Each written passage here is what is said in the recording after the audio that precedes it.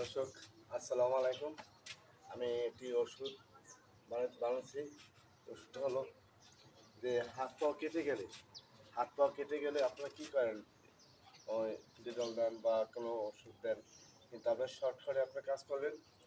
হাত পা কেটে গেলে রাস্তাঘাটে চলাফেরা গেলে হাত পরে কেটে দেয়। এই কচুটা দেখছেন, এই কচুটা একটা ঔষধ। এটা চেপতে চাপতে চাপতে চাপতে চাপতে যখন এখানে আসবেন, এই এই এই যে দেখতে পাচ্ছেন প্রিয় দর্শক, এই যে এটা কিন্তু একটা ঔষধ। এটা হাত পরে কেটে যায়, তখন ওই কাটা ক্ষত জায়গায় এটা দিলে সাথে আপনার রক্ত থেমে যাবে। বিষয়টা আপনি ট্রাই করে দেখতে পারেন যদি হাত পা কেটে দেয়।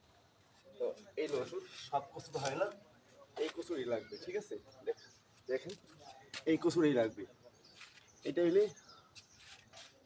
এই কচুটা ছেড়ে হবে না, অন্য অন্য কচুতে রস নেই, এইটার রস বেশি।